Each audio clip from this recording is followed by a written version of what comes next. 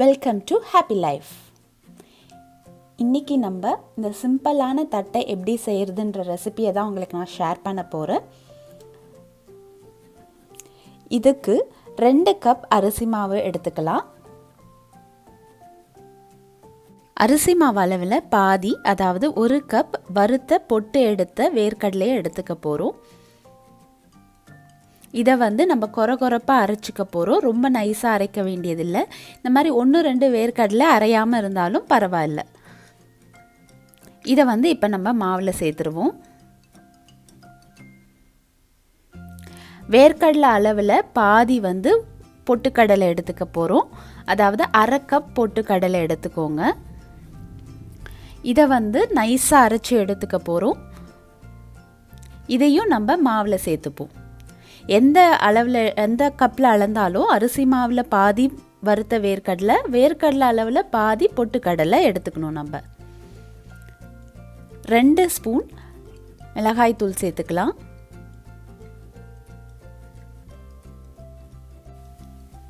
1 spoon உப்புத்தூள் சேர்த்துக்கலாம். 1 spoon வெள்ளை எள்ளு சேர்த்துப்போம். 1/4 ஸ்பூன் பெருங்காயம்.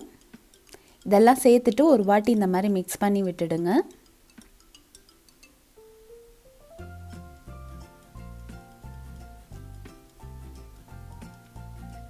ரெண்டு டேபிள் ஸ்பூன் எண்ணெயை அடுப்பில் நல்லா இந்த மாதிரி சூடு பண்ணிவிட்டு காய்ச்சி இதில் ஊற்ற போகிறோம். இந்த எண்ணெய் மேலே இருக்க மாவை அப்படியே தொட்டுடாதீங்க. அது மேலே மாவை இப்படி தெளிச்சிட்டு ஒரு வாட்டி நல்லா ஃபுல்லாக மிக்ஸ் பண்ணி விட்டுடுங்க.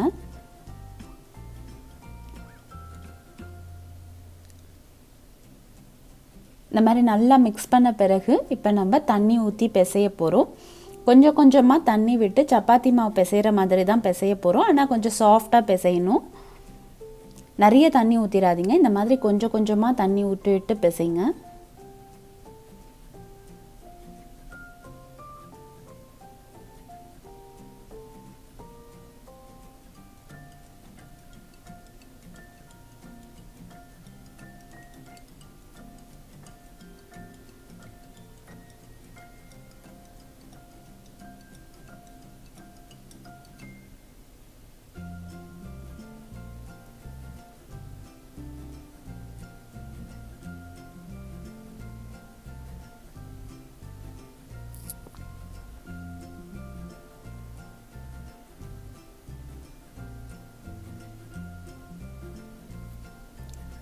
இந்த மாதிரி கொஞ்சம் மாவு தான் கையில் வருதுன்னா அதை இந்த மாதிரி சைடில் பிசைஞ்சு வச்சுட்டு திருப்பியும் மிச்சம் இருக்கிற மாவையும் நம்ம லைட்டாக தண்ணி தெளித்து பிசைஞ்சு இப்போ எல்லாத்தையும் நம்ம ஒன்று சேர்த்து ஒரு மாவாக ஃபார்ம் பண்ணி இந்த மாதிரி நல்லா சாஃப்டாக இருக்கணும். இந்த மாதிரி பிசைஞ்சு வச்சுக்கோங்க. கையில் மாவு ஒட்டாத அளவுக்கு நம்ம தண்ணியை விட்டு பிசையணும். இந்த மாதிரி பிசைஞ்ச பிறகு பார்த்திங்கன்னா நம்ம உள்ளங்கையில் மாவு ஒட்டி இருக்கக்கூடாது. அப்படின்னா நம்ம கரெக்டாக மாவு பதம் கரெக்டாக இருக்குதுன்னு அர்த்தம்.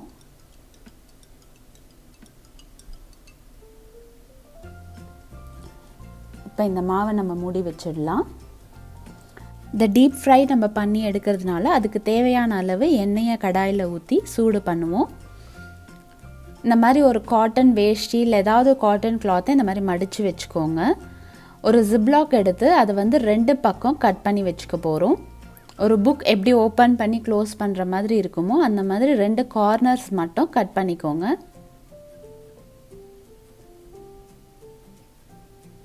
இது ஜிப்லாக் தான் இல்லை, ஏதாவது இந்த எண்ணெயில் வர திக் கவர் எந்த கவராக இருந்தாலும் நம்ம இந்த மாதிரி கட் பண்ணி வச்சுக்கலாம். ஒரு 2 ஸ்பூன் எண்ணெய் ஒரு கிண்ணத்தில் எடுத்து வச்சுக்கலாம். இப்போ நெக்ஸ்ட் பார்த்தீங்கன்னா இந்த மாதிரி ப்ரெஸ் பண்ணுறதுக்கு ஒரு பாத்திரம் தேவை. அடியில் ஃப்ளாட்டாக இருக்கணும். இப்படி பிடிச்சி நம்ம இதை ப்ரெஸ் பண்ண போகிறோம். எல்லாம் ரெடி ஆகிடுச்சு. ஸோ இப்போ நம்ம மாவை ரெடி பண்ணி ப்ரெஸ் பண்ண ஆரம்பிச்சிடலாம். அதுக்கு ஃபஸ்ட்டு சின்ன சின்ன பாலாக உருட்டி வச்சுக்கலாம் மாவை. என்னோடய ப்ரெஸ்ஸிங் கப் பார்த்திங்கன்னா அந்த மெஷரிங் கப் தான் ப்ரெஸ் பண்ணுறதுக்கு எடுத்திருக்கேன். அதோட சர்ஃபேஸ் ரொம்ப சின்னதாக இருக்கிறதுனால நான் சின்ன சின்ன பாலாக எடுத்திருக்கேன். உங்கள்கிட்ட மேபி கொஞ்சம் பெரிய பாத்திரமாக இருந்ததுன்னா நீங்கள் இன்னும் கொஞ்சம் பெரிய பாலாகவும் எடுத்துக்கலாம். இந்த மாதிரி ஜிப்லாக் ஓப்பன் பண்ணி எண்ணெயை அப்ளை பண்ணிவிட்டு இந்த ஒரு பால் எடுத்து இப்படி வச்சு ஜிப்லாக் க்ளோஸ் பண்ணிவிட்டு இந்த ஃப்ளாட் சர்ஃபேஸ் இருக்கிற பாத்திரத்தை இந்த மாதிரி நம்ம ப்ரெஸ் பண்ண போகிறோம். ரொம்ப ஹார்டாக ப்ரெஸ் பண்ண வேணாம், லைட்டாக ப்ரெஸ் பண்ணுங்கள். ஈவனாக இருக்கணும் ஷேப் சென்டர்லேருந்து கார்னர் வரைக்கும்.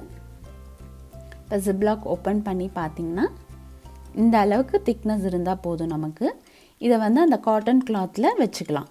நம்ம ஒரு பேட்ச் போட போகிறோம் இல்லையா, அந்த அளவுக்கு ஒரு 6-7 இந்த மாதிரி ப்ரெஸ் பண்ணி எடுத்து வச்சுப்போம்.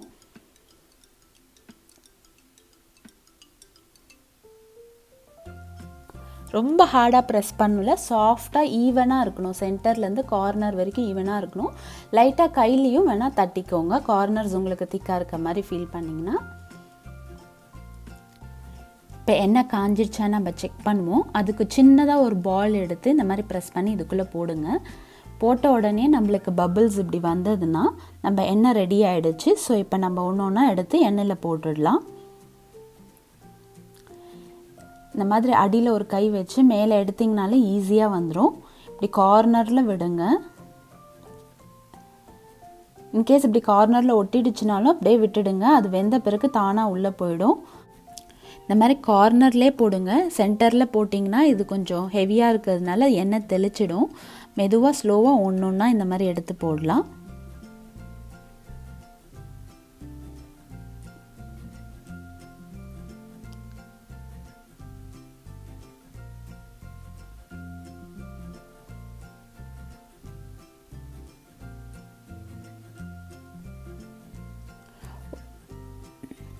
ஒரு 6-7 நீங்கள் போட்டால் போதும் இந்த அளவு பாத்திரம்னா. இப்போ ஒரு சைடு வெந்த பிறகு இந்த மாதிரி ஒரு கம்பி இருக்கும் இல்லையா, குழிப்பணியாரம் திருப்புற கம்பி, அதை வச்சு இந்த மாதிரி திருப்பி விட்டுருங்க.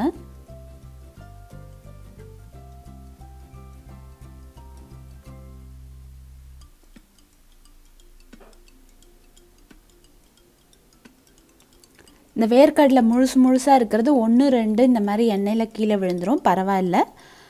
அதனால தான் நம்ம வந்து ஒரு ஒன்றும் பாதியமாக அரைச்சிக்கிறோம். அதை இந்த மாதிரி பபிள்ஸ்லாம் அடங்கின உடனே நம்ம தட்டை வந்து வெளியே எடுக்கிறதுக்கு ரெடி ஆகிடுச்சு. நம்ம இந்த மாதிரி வெளியில் எடுத்துடலாம். ரொம்ப ஈஸி, சிம்பிள். ஃபஸ்ட் டைம் செய்கிறவங்க கூட இந்த மாதிரி இதே ரேஷியோவில் ஃபஸ்ட்டு ட்ரை பண்ணுங்கள். உங்களுக்கு ஈஸியாக இருக்கும், நல்ல டேஸ்ட்டாக இருக்கும். ட்ரை பண்ணி பாருங்கள். தேங்க்ஸ் ஃபார் வாட்சிங். Happy life.